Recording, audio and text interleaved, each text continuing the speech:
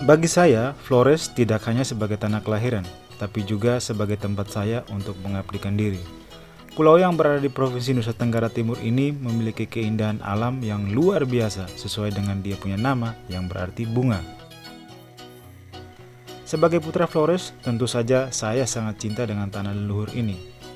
Nama saya Roland Fitzgerald Kerong. Saya berasal dari Maumere, Kabupaten Sika.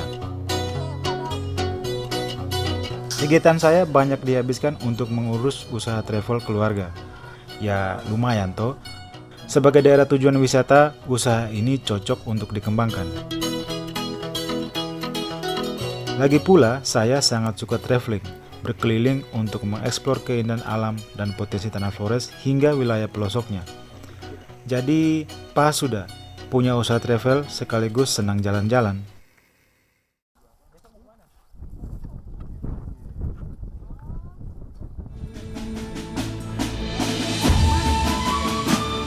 Flores itu memiliki jenis tanah yang unik. Tanahnya kering dengan kontur berbukit dan musim kemarau yang cukup panjang. Jadi tanaman yang banyak tumbuh di sini ya sejenis tumbuhan yang tidak membutuhkan banyak air. Seperti kosambi, bidara hingga tanaman sayur populer yaitu buah asam. Nah ini banyak di sini nih. Daripada kita putar-putar di hutan tadi. Hei, kakak juga ajak putar-putar di hutan, padahal pinggir jalan. Duluan sudah. Kita sana Exo ya, biar cepat.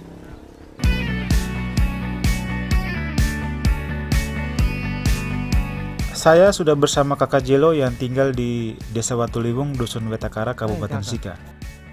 Kami sekarang mencari buah asam yang sudah tua. Kalian pasti tahulah buah asam yang biasa dijadikan bumbu masakan biar rasanya lebih segar. Nah, di Flores ada banyak buah asam yang tumbuh liar di hutan, di kebun, hingga di pinggir-pinggir jalan raya. Tapi mencari batang yang masih lebat buahnya ya sedikit sulit, apalagi musim seperti ini. Saya dan kakak Jelo harus kumpul banyak-banyak buah asam. Yang kami pilih yang sudah tua-tua saja, soalnya kita hanya perlu daging buah asam yang masak saja. Kelihatan sapunya sepenuh nih kakak. Cukup kah? Sudah cukup. Tapi kita turun sudah. Terus kak? Saya duluan ya. Saya duluan kak. Tadi siapa yang duluan naik tadi? Saya sih. Kalau Makanya kita- saya duluan tuh. Tidak, gantian. Sekarang kakak yang turun duluan. Siapa? Ayo, siapa yang duluan? Saya yang duluan. Masuk, cepat. Uji. Harus mengalah kak. Enak saja. Tapi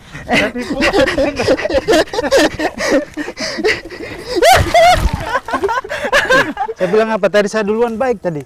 Kau tidak apa-apa kan? Kakak rebut saya punya tempat spot Hah? nih. Spot kaki itu kakak rebut tadi. Kau punya ini terlepas lagi.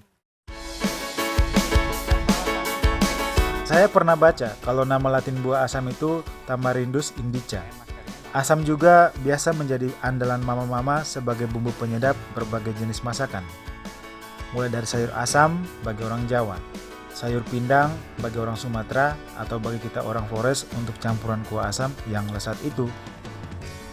Mama Elis bilang, kita orang Flores, asam tidak hanya diambil daging buahnya untuk dijadikan bumbu saja.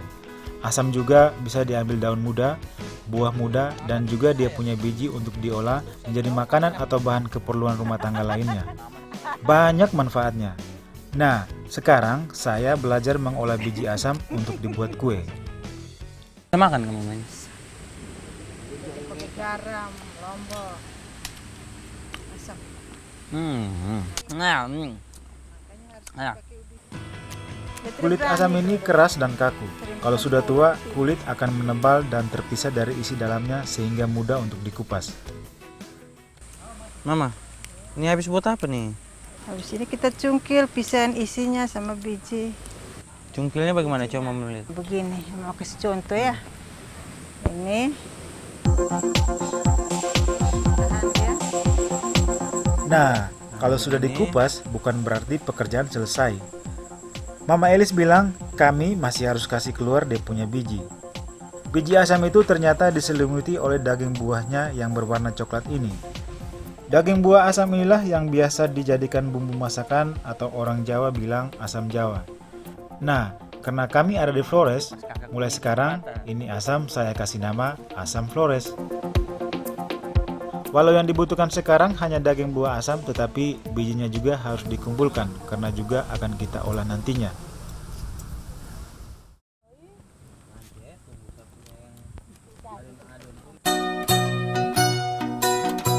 Oh iya, kami akan membuat kue magenopen dengan bahan dari daging buah asam. Mama Agus sudah siap bahan dan bumbunya. Kita juga butuh tambahan ubi rebus untuk membuat kue tradisional ini. Soalnya asam tidak bertekstur padat sehingga kita butuh bahan tambahan sebagai pencampur dan perekat adonan. Yang kita butuhkan hanya sari asamnya saja. Kalau serat dan daging asam yang kasar, kita buang saja. Jadi biar dapat sari asam yang bersih, kita saring saja buah asamnya. Nah, sari buah yang asam sekali ini harus kita kasih campur dengan gula pasir dan gula merah serta garam. Semua jenis gula ini membantu mengurangi kadar asamnya, jadi nanti pas dimakan tidak terlalu kecut. Aduk-aduk terus sampai rata.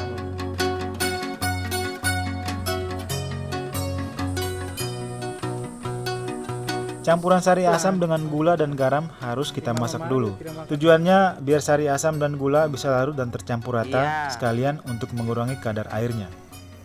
Menurut referensi yang pernah saya baca, asam ini berasal dari benua hitam Afrika. Buah asam masak seperti ini juga mengandung serat tinggi, sehingga baik sebagai obat pencahar alami. Mengandung vitamin B kompleks seperti tiamin yang cukup tinggi. Asam bermanfaat untuk meningkatkan fungsi saraf serta pengembangan otot.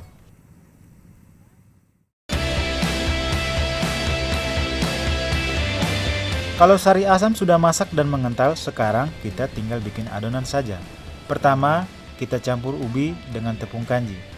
Semua diaduk, kemudian kasih rata, baru dicampur lagi dengan sari asam tadi. Kue magenopen ini berarti kue asam yang dibakar. Mama Agus bilang adonan yang sudah dicampur kita bentuk jadi bulat-bulat dulu. Nah, ini begini. Tapi jangan terlalu besar. Ini? Pas. Ih, besarnya. Ini begini. Kalau besar ini kan buat saya tuh. Oh, iya. Saya kan makan banyak tuh. Ya. Khusus bentuk dan besarnya bulatan kue tergantung selera saja, tidak pakai aturan resmi.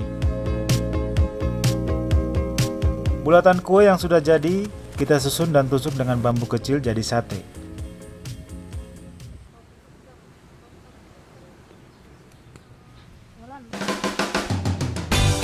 Sebelum dibakar, kita kukus dulu adonan, biar matang dan padat. Jadi, waktu memanggangnya tidak terlalu lama toh. Kue dikukus dalam panci yang airnya sudah mendidih. Kita susun rapi dulu kuenya di dalam dandang. Ya, sekitar 20 menit sudah cukup. Yang penting, api kita jaga biar terus menyala. Kalau warna kue sudah lebih terang, berarti kue sudah bisa diangkat dari kukusannya.